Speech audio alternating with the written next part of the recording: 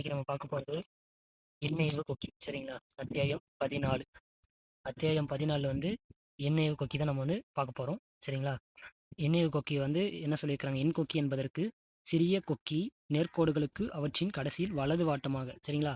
அப்போ வலது வாட்டமாக வந்து நம்ம என்ன சொல்லியிருக்காங்க? வலது வாட்டம்னா நம்ம இப்படி கிளாக் வைஸ். சரிங்களா? அப்போ கிளாக் வைஸ் வந்து நம்ம சின்னதாக வந்து நேர்கோடுக்கு பின்னாடி வலது வாட்டமாக. சரிங்களா? வலது வாட்டமாக இப்படி போடுறோம் இல்லைங்களா? இது வந்து எண் கொக்கி. சரிங்களா?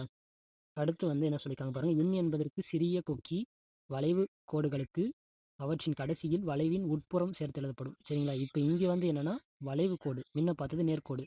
நேர்கோட்டில் நம்ம வலது வாட்டமாக எழுதணும். சரிங்களா?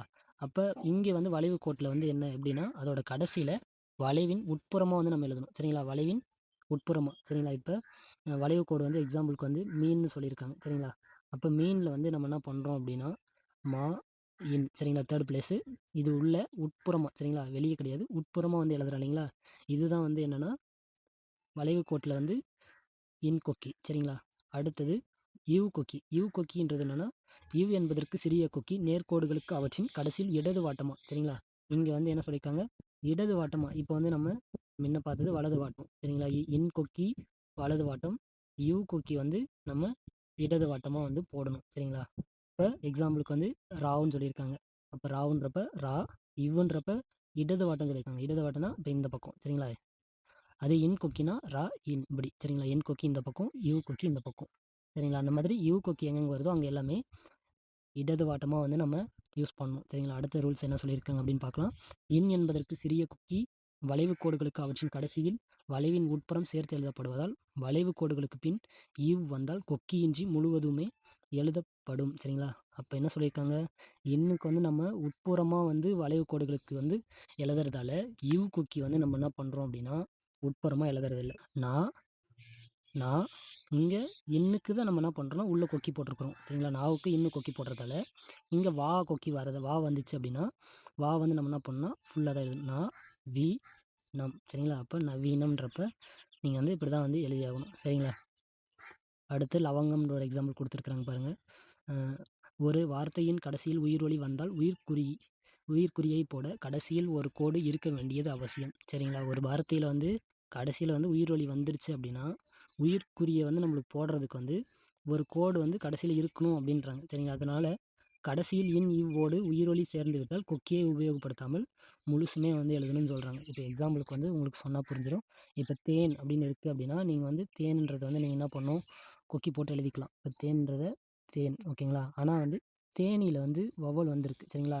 ஈ வந்து வவல் வந்திருக்கு. அப்போ நீங்கள் என்ன பண்ணணும்னா தேன் மாதிரி போட்டு அங்கேயே வவல் வைக்கக்கூடாது. அப்போ நீங்கள் என்ன பண்ணணும் அப்படின்னா ஃபுல் ஸ்டாக் தான் போடணும். ஃபுல் ஸ்டாக் வந்து எப்படி தே நீ. சரிங்களா? அப்போ தேனின்னு இப்படி தான் வந்து நீங்கள் போட்டாகணும். சரிங்களா? அந்த மாதிரி இப்போ ரா அப்படின்னா ஈவோட முடிஞ்சிருச்சு ராவுன்னு.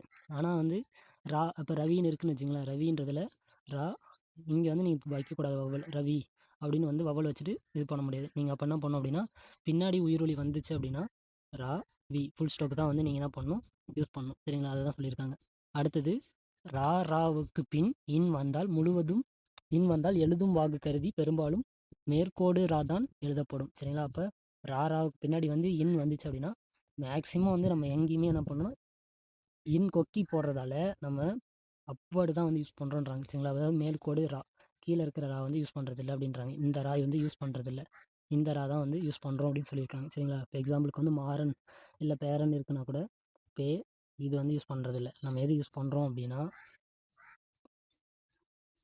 பே ரன். சரிங்களா? அப்போ இதுதான் வந்து யூஸ் பண்ணுறோன்னு சொல்லியிருக்காங்க. சரிங்களா? அப்போ இந்த மாதிரி மேக்ஸிமம் ரா வருது அப்படின்னா அதுக்கு பின்னாடி இன் கொக்கி வருது. ராவுக்கு பின்னாடி இன் கொக்கி வந்துச்சுனாவே மேக்ஸிமம் நம்ம என்ன பண்ணுறோம் அப்படின்னா அப்போடு தான் வந்து யூஸ் பண்ணுறோம். அதுக்கப்புறம் இன் கொக்கியிடப்பட்ட லா வேறு கோடுகளோடு சேரும் பொழுது வாகுக்கு ஏற்ப மேல் நோக்கியோ கீழ் நோக்கியோ எழுதப்படும். சரிங்களா? இப்போ இன் கொக்கியிடப்பட்ட லா இருக்குது அப்படி இல்லைங்களா?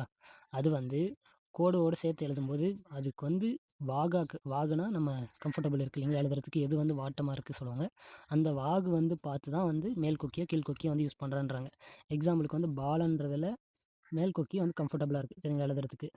அதே வந்து வேலைன்றதில் மேல் கொக்கி வந்து கம்ஃபர்டபுளாக இல்லை. அப்போ அதில் வந்து கீழ் கொக்கி கம்ஃபர்டபுளாக இருக்குது. அப்போ நம்ம என்ன பண்ணுறோம் அப்படின்னா இடத்துக்கு தகுந்த மாதிரி அந்த கொக்கியை வந்து யூஸ் பண்ணிக்கிறோம் அப்படின்றாங்க. அடுத்தது நடுவில் இன் யூ கொக்கிகள். சரிங்களா? நடுவில் வந்து ஈவு கொக்கிகள் வந்து எப்படி வந்து நம்ம யூஸ் பண்ணுறோம் அப்படின்றத சொல்லியிருக்காங்க. சரிங்களா? அப்புறம் நடுவில் ஈவு கொக்கி பின்னே வரும் கோடுகளுக்கு வாகாக சேர்க்க வசதி உள்ள இடங்களில் எழுதப்படும் சொல்லியிருக்காங்க. சரிங்களா? நடுவில் வந்து ஈவு கொக்கி வந்துச்சு அப்படின்னா பின்னாடி வர கோடுகளோடு வாகா வந்து சேர்த்து எழுத இடங்களில் வந்து எழுதலாம் அப்படின்னு சொல்லியிருக்காங்க. அடுத்தது எக்ஸாம்பிள் வந்து கொடுத்துருக்காங்க பாருங்க. பொன்னாடை. சரிங்களா? அப்போ பொன்னாடைன்றப்ப ஃபுல் ஸ்டாப் போட்டிருக்கிறாங்க. அதே தேன் கூடுன்றதுல கொக்கி போட்டிருக்கிறாங்க. சரிங்களா? பவானின்றதுல கொக்கி போட்டு எழுதியிருக்கிறாங்களா, அந்த மாதிரி சேர்த்து எழுதிக்கலாம் அப்படின்னு சொல்கிறாங்க. சரிங்களா? எங்கெங்கெல்லாம் சேர்த்து எழுத முடியுமோ அங்கங்கே சேர்த்து எழுதிக்கிறாங்க. ஓகேங்களா? அதை தான் சொல்லியிருக்காங்க. பொன்னாடையிலையும் பாருங்கள் பின்னாடி வந்து கொக்கி போட்டிருக்கிறாங்க. அது போடாத மாதிரி உங்களுக்கு தெரியுது, ஆனால் போட்டிருக்காங்க. பொன் நாடை. சரிங்களா? அப்போ இப்படி இப்படி வந்து போட்டிருக்காங்க. அந்த ஸ்டோக் பார்த்தீங்கன்னா இங்கே வந்து சின் கொக்கி வந்து போட்டிருக்காங்க. அதுதான் வந்து சொல்லியிருக்காங்க. எங்கெல்லாம் வந்து சின் கொக்கி வந்து சேர்த்து எழுத முடியுமோ அங்கெல்லாம் வந்து சேர்த்து எழுதிக்கலாம் அப்படின்னு சொல்லியிருக்காங்க. சரிங்களா? எக்ஸாம்பிள் வந்து நீங்கள் பாருங்கள். பவானியில் இப்போ வா கொக்கிக்கு வந்து பவானியில் பா வா நீ. சரிங்களா? அந்த வாவில் வந்து வா கொக்கி போட்டுறாங்க. சரிங்களா? அப்போ எங்கெங்கே வா கொக்கி யூஸ் பண்ண முடியுமோ அங்கெல்லாம் வந்து சேர்த்து எழுதுகிறாங்க அப்படின்னு சொல்லிட்டு சொல்கிறாங்க. அடுத்து சேர்த்து எழுத வாகு இல்லாத இடத்துல வந்து நடுவில் எண் கொக்கி போடாமல் எண்ணெய்வு கொக்கி போடாமல் அவற்றுக்குரிய மெய்க்குறியை வந்து எழுதுறாங்கன்னு சொல்லியிருக்காங்க. சரிங்களா? அப்போ சேர்த்து எழுதுறதுக்கு வாகை இல்லாத இடத்துல இப்போ இந்த இடத்துல வந்து நோன்பில் பாருங்களேன். நோன்பு இப்படி எழுத முடியாது இல்லைங்களா? அப்போ இது வந்து எழுத முடியாது. அதனால் அந்த இடத்துல வந்து நம்ம என்ன பண்ணியிருக்காங்க அப்படின்னா ஃபுல் ஸ்டாப் வந்து யூஸ் பண்ணுறோம். சரிங்களா? அப்போ நோ என்பு அப்போ நோன்பு இப்போ இப்படி தான் வந்து ஸ்டோக் வந்து நீங்கள் போட்டாகணும். அதுதான் வந்து அவங்க சொல்லியிருக்காங்க. எந்த இடத்துல வந்து நம்ம போடுறதுக்கு வாகு இல்லையோ அந்த இடத்துல வந்து நம்ம ஃபுல் ஸ்டாப் போட்டுக்கணும். பயிற்சி இருக்கிறது வந்து நீங்கள் என்ன பண்ணுங்கள் அப்படின்னா ஒரு ஸ்டோக்கை வந்து எழுதி பாருங்கள். சரிங்களா? அனந்தன்னா அனந்தனுக்குரிய ஸ்டோக் வந்து எழுதி பாருங்கள். குன்றுனா குன்றுக்குரிய ஸ்டோக் வந்து எழுதி பாருங்கள். எழுதி பார்த்துட்டு பின்னாடி வந்து கீ இருக்கும். அதை வச்சு கரெக்டாக இருக்கான்னு செக் பண்ணிவிட்டு அதுக்கப்புறம் நீங்கள் என்ன பண்ணுங்கள், உங்களுக்கு எத்தனை டைம் வந்து ப்ராக்டிஸ் பண்ணணுமோ அத்தனை டைம் வந்து ப்ராக்டிஸ் பண்ணுங்கள். ப்ராக்டிஸ் பண்ணுறதோட விடாமல் அடுத்து அதை வந்து என்ன பண்ணுங்கன்னா ஆடியோ போட்டுருங்க. இப்போ பயிற்சி 43 இருக்குது அப்படின்னா பயிற்சி 43ஓட ஆடியோ உங்களால் எவ்வளோ வேகமாக எழுத முடியுமோ அந்த வேகத்தில் அனந்தன், குன்று, அவன் இப்படி என்ன பண்ணுங்கன்னா ஒவ்வொரு இதையுமே வந்து ஆடியோ போட்டு நீங்கள் ப்ராக்டிஸ் பண்ணுங்கள். சரிங்களா? ஆடியோவில் இப்போவே நீங்கள் கொண்டு வந்துட்டீங்க அப்படின்னா ஸ்பீட் எழுதும்போது உங்களுக்கு வந்து ஈஸியாகவே இருக்கும். சரிங்களா? அதனால் வந்து என்ன பண்ணுங்கள் அப்படின்னா இப்போவே அந்த ஆடியோ மெத்தட் வந்து கொண்டு வந்துடுங்க. இப்போ ஒவ்வொரு எக்ஸசைஸுமே இதே மாதிரி நீங்கள் என்ன பண்ணுங்கள் ஆடியோ போட்டுங்க. எக்ஸசைஸ் மட்டும் சொல்லலை, எக்ஸசைஸ்குள்ளே இருக்கிற வேர்டுமே கணக்கு, மாண்பு, வண்டி இந்த வேர்டெலாம் இருக்கு இல்லைங்களா? இப்போ இந்த வேர்டு எல்லாத்தையுமே நீங்கள் என்ன பண்ணணும் ஆடியோ போட்டு வச்சுக்கணும். சரிங்களா? ஒவ்வொரு எக்ஸசைஸையும் அதே மாதிரி கம்ப்ளீட் பண்ணிவிட்டு அதை வந்து நீங்கள் ஆடியோவிலையும் வந்து எழுதி பார்த்துட்டு அதை ஆடியோவில் எழுதி பார்க்குறதோட நிறுத்தக்கூடாது. அதை நீங்கள் என்ன பண்ணணும்னா உங்கள் ஸ்டோக்கை நீங்கள் என்ன பண்ணணும் கரெக்டாக எடுக்கிறீங்களா அப்படின்னு சொல்லிட்டு செக் பண்ணணும். சரிங்களா? கரெக்டாக எடுக்கிறீங்களான்னு செக் பண்ணிவிட்டு அதில் ஏதாச்சும் தப்பு பண்ணுவீங்க இல்லையா, அதை வந்து நோட் பண்ணி வச்சு அந்த வேர்டை வந்து இன்னும் கொஞ்சம் நம்ம ப்ராக்டிஸ் பண்ணணும். நம்மளுக்கு வந்து ஒழுங்காக மெமரி ஆகலை, ஒழுங்காக ப்ராக்டிஸ் பண்ணாதால தான் அது வந்து நீங்கள் கரெக்டாக எடுக்கல, மாற்றி எடுக்கிறீங்க, இல்லை சம்திங் ஸ்டோக் வந்து உங்களால் ஐடென்டிஃபை பண்ண முடியல அப்படின்னா உங்களுக்கு அது வந்து ப்ராக்டிஸ் ஆகலை அப்படின்னு சொல்லிட்டு சரிங்களா? அதை மீண்டும் வந்து ப்ராக்டிஸ் பண்ணுங்கள். அடுத்து நடுவில் இன் வந்தால் அது பெரும்பாலும் மெய்க்குறி நாவை கொண்டோ பெரிய சுழியை கொண்டோ காட்டப்படும் சொல்லியிருக்காங்க. சரிங்களா? இப்போ இன் வந்துருச்சு நடுவில் அப்படின்னா அதை வந்து நம்ம மெய்க்குறி கொண்டோ அப்படி இல்லைனா மெய்க்குறி சரிங்களா நாவை கொண்டோ அப்படி இல்லைனா பெரிய சுழி கொண்டோ வந்து காட்டப்படும் சொல்லியிருக்காங்க. எக்ஸாம்பிளுக்கு வந்து இந்த நா வருது அப்படின்னா இப்போ கணக்கு அப்படின்னா நம்ம வந்து கொக்கி போடக்கூடாது. சரிங்களா? அப்போ இந்த எண்ணுக்கு வந்து நம்ம என்ன பண்ணோம் அப்படின்னா இதுதான் போடணும் கணக்கு அப்படின்னு சொல்லிட்டு. சரிங்களா? அப்போ ஒன்று இப்படி போடணும், அப்படி இல்லைனா வண்டி பாருங்கள். வண்டி பார்த்தீங்கன்னா தெரியும். வண்டியில் வந்து அந்த சர்க்கிள் பெரிய சுழி. சரிங்களா? அப்போ பெரிய சுழி வந்து நம்ம யூஸ் பண்ணணும். வா இண்டி. சரிங்களா? அப்போ வண்டின்றதில் நம்ம பெரிய சுழி வந்து யூஸ் பண்ணுறோம். அப்போ இந்த எண்ணுக்கு வந்து நம்ம ஒன்று நான் யூஸ் பண்ணுறோம் மெய்க்குறி அப்படி இல்லைனா பெரிய சுழி. சரிங்களா? அதை வந்து நம்ம யூஸ் பண்ணுறோம் சொல்லியிருக்காங்க.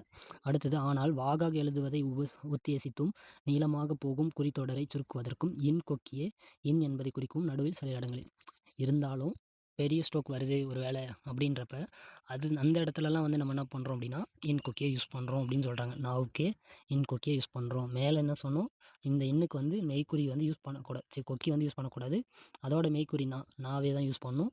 அப்படி இல்லைனா பெரிய சர்க்கிள் வந்து யூஸ் பண்ணோம் அப்படின்றத பார்த்தோம். சரிங்களா? இதில் வந்து என்ன சொல்கிறாங்கன்னா சில இடத்துல வாகாக எழுதுறதுக்கு வந்து என்ன பண்ணுறாங்க, நீளமாக இருக்குது குறித்தொடர் வந்து நீளமாக இருக்குது அப்படின்னா அதை இப்போ நீங்கள் கண்காட்சின்றதை வந்து நீங்கள் இப்போ போடுறீங்கன்னு வச்சுங்களேன், கண் கா சி இப்படி பெருசாக வந்து போகும். சரிங்களா?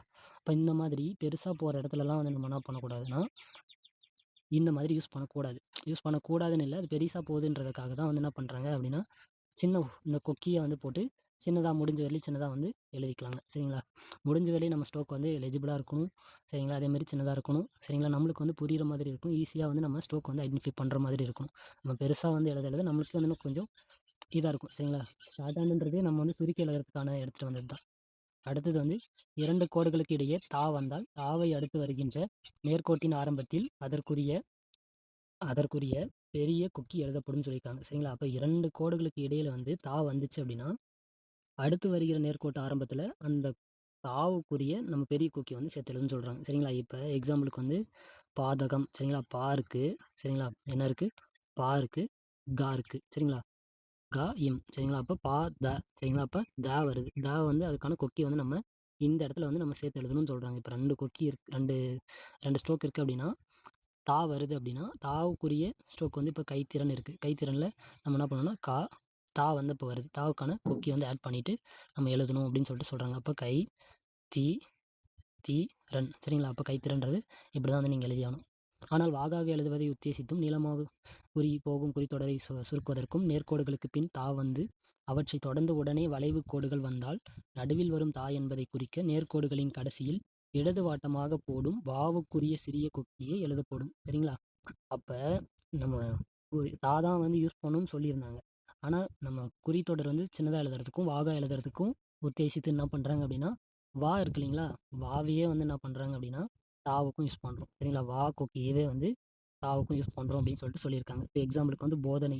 போதனையில் பாருங்கள், அதில் வந்து நம்மளால் கரெக்டாக வந்து வாகா எழுத முடியாது. சரிங்களா? அதுக்கான தா கொக்கி போட்டு எழுத முடியாது. அப்போ அந்த இடத்துல நம்ம என்ன பண்ணோம், அந்த இடத்துல நம்ம என்ன பண்ணுறோம் அப்படின்னா, போதனைக்கு வந்து என்ன பண்ணுறோம் அப்படின்னா தாவுக்கு வந்து வா கொக்கியை போடுறோம். த நை. சரிங்களா? அப்போ இந்த வா கொக்கி கிடையாது, இது போவனைன்னு படிக்கூடாது நீங்கள். அப்போ நம்ம தாவுக்கு பதிலாக தான் இங்கே என்ன பண்ணியிருக்கோம்னா வா கொக்கி யூஸ் பண்ணிக்கிறோம். அப்போ போதனை அப்படின்னு தான் படிக்கணும், நீங்கள் போவனைன்னு படிக்கூடாது. சரிங்களா? இப்போ குடித்தனம்ல இருக்கிறதுல கூட பாருங்கள், குடித்தனம்ல குடிவனம் நீங்கள் படிக்கூடாது. சரிங்களா? அப்போ இது வா கொக்கி கிடையாது, தா கொக்கி. சரிங்களா? அடுத்த நேர்கோடுகளுக்கு பின் நம் நும் வந்தால் இன் கொக்கி போடும் வாட்டமாகவே இன் சுழி சேர்த்து எழுதப்படும் சொல்லியிருக்காங்க.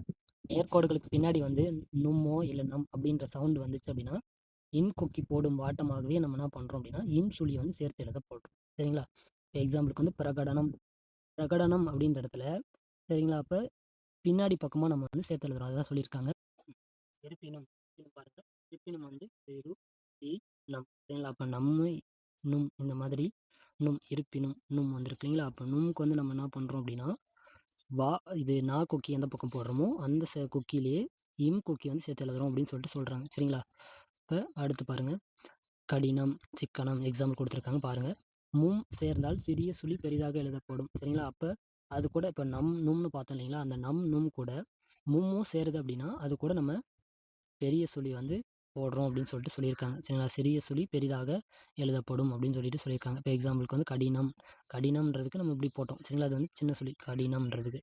ஓகேங்களா? அப்போ கடினமும் அப்படின்றப்ப அதை வந்து பெரிய சொல்லி நம்ம போடணும். சரிங்களா? அப்போ அதுதான் சொல்லியிருக்காங்க. அப்புறம் கடைசியில் வளைவு கோடுகளுக்கு பின்னே நும் வந்தாலும் நேர்கோடுகளுக்கு பின்னே உம் வந்தாலும் முறையே இன் யூ கொக்கிக்குள் இம் சேர்த்து எழுதப்படும். சரிங்களா? அப்போ வளைவு கோடுகளுக்கு பின்னாடி வந்து நும் வந்துச்சுனாலும் இல்லை நேர்கோடுகளுக்கு பின்னாடி ஊ வந்தாலும் முறையே அதுக்குள்ளே அந்த இன் யூ கொக்கி இருக்கு இல்லைங்களா? அதுக்குள்ளேயே வந்து இம் வந்து சேர்த்து எழுதப்படும் சொல்லியிருக்காங்க.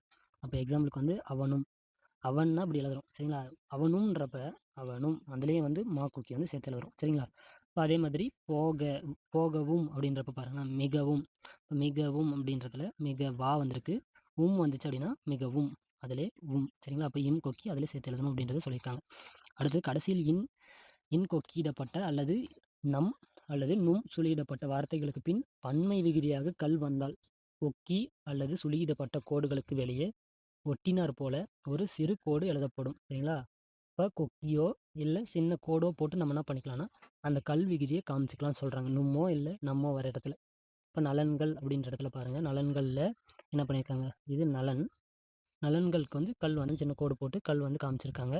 ஓகேங்களா? அதை சொல்லியிருக்காங்க. ஆயினும் என்பது தனித்து ஆரம்பத்தில் வரும்போது ஆயினும் என்று எழுதப்படும். ஆனால் ஒரு வார்த்தையின் கடைசியில் வரும்போது ஆயினும் ஃபுல் ஸ்டாக் வந்து நம்ம எழுதணும் அப்படின்றத சொல்லியிருக்காங்க. சரிங்களா? அப்போ ஆயினும் தனியாக வருது அப்படின்னா நம்ம வந்து தனியாக வரும்போது இது போட்டாவே ஆயினும் தான். ஆனால் ஒரு வார்த்தையோட இப்போ சேர்ந்து வருது அங்கு ஆயினும் அப்படின்னு வரப்போ அங்கு ஆயினும் யா நும் யா நும் இது வேறு எதுவும் இல்லை, யா நும். அப்போ அங்கு ஆயினும் அப்படின்றத நீங்கள் சேர்த்து எழுதணுன்றதை சொல்லியிருக்காங்க. தனியாக வரும்போது நீங்கள் அதை வந்து யூஸ் பண்ணிக்கலாம். ஆனால் சேர்த்து எழுதும்போது இந்த யா நும் தான் வந்து போகணும். சுருக்கத்தில் இன் கொக்கி. சுருக்கத்தில் ஒரு வார்த்தைகளுக்கு பின் கடைசியில் வரும் தான் என்பதை காட்ட இன் கொக்கி சேர்த்து எழுதப்படும். சரிங்களா? அப்போ தான் என்ற வார்த்தை காட்டுறதுக்கும் இன் கொக்கி வந்து யூஸ் பண்ணுறோம் அப்படின்றாங்க. இப்போ எக்ஸாம்பிளுக்கு வந்து அங்கு தான். அப்போ அங்கு அது கூட வந்து தான் வருது அப்படின்னா நம்ம இன் கொக்கி போட்டாவே அங்கு தான். சரிங்களா? அப்போ இது அங்கு தான்ன்றதை காமிக்கிறதுக்கு இன் கொக்கி போட்டோம் அப்படின்னா அங்கு தான். இப்போ எக்ஸாம்பிளுக்கு அதுதான்னாலும் அது, இன் கொக்கி போட்டாங்கனாலும் அதுதான். சரிங்களா? இப்போ அதே மாதிரி சேம் வந்து பயிற்சி வந்து 44 நீங்கள் என்ன பண்ணுங்கள், படித்து எழுதி பாருங்கள். எழுதி பார்த்துட்டு கரெக்டாக நீங்கள் வந்து எடுக்கிறீங்களா, ஸ்ட்ரோக்லாம் வந்து கரெக்டாக வந்து படிக்கிறீங்களான்னு சொல்லிட்டு செக் பண்ணிவிட்டு